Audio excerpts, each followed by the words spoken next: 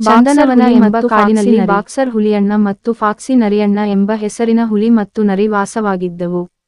ಒಮ್ಮೆ ಫಾಕ್ಸಿ ನರಿಯಣ್ಣ ಆಹಾರ ಹುಡುಕುತ್ತಾ ಚಂದನವನ ಕಾಡಲ್ಲಿ ತಿರುಗಾಡುತ್ತಿರುವಾಗಲೇ ಬಾಕ್ಸರ್ ಹುಲಿಯಣ್ಣನು ಬೇಟೆಗಾಗಿ ಪ್ರಾಣಿಯನ್ನು ಅರಸುತ್ತಾ ಹೊರಗಡೆ ಬಂತು. ತುಂಬಾ ಹೊತ್ತಾದರೂ ಅದಕ್ಕೆ ಯಾವ ಪ್ರಾಣಿಯೂ ಸಿಕ್ಕಿರಲಿಲ್ಲ. ಬಾಕ್ಸರ್ ಹುಲಿಯಣ್ಣ ಹತ್ತಿರ ಬರುತ್ತಿದ್ದಂತೆ ಫಾಕ್ಸಿ ನರಿಯಣ್ಣ ನಿಧಾನಕ್ಕೆ ಹಿಂದಕ್ಕೆ ಸರಿಯುತ್ತಾ ಹೋಯಿತು. ಹಾಗೆ ಹೋಗುತ್ತಿದ್ದಂತೆ ಅದರ ತಲೆ ಒಂದು ಮರದ ಕೊಂಬೆಗೆ ತಾಗಿತು. ಆ ಮರದ ಕೊಂಬೆಯಲ್ಲಿ ಒಂದಿಷ್ಟು ಜೇನು ಹುಳುಗಳು ತಂಬೂರಿಯಂತೆ ಕಾಣುವ ಸುಂದರ ಗೂಡನ್ನು ಕಟ್ಟಿಕೊಂಡಿದ್ದವು. ಆ ಕೊಂಬೆಗೆ ನರಿಯಣ್ಣನ ತಲೆ ತಾಗಿದ ಕೂಡಲೇ ಗೂಡಿನೊಳಗಿನಿಂದ ಗುಂಗಿ ಎಂಬ ಸ್ವರವೊಂದು ಹೊರಬಂತು. ಈ ಸ್ವರ ನರಿಯಣ್ಣನಿಗೆ ಸಂಗೀತ ಕೇಳಿದ ಅನುಭವ ಕೊಟ್ಟಿತು. ಆಗ ಆಕಸ್ಮಿಕವಾಗಿ ಫಾಕ್ಸಿ ನರಿಯಣ್ಣನನ್ನು ಈ ಬಾಕ್ಸರ್ ಹುಲಿಯಣ್ಣ ನೋಡಿ ಬಿಡ್ತು. ಇವತ್ತು ನನಗೆ ಹಬ್ಬದೂಟ ಎಂದು ಬಾಯಲ್ಲಿ ಜೊಲ್ಲು ಸುರಿಸಿತು. ಫಾಕ್ಸಿ ನರಿಯಣ್ಣನಿಗೆ ಬಾಕ್ಸರ್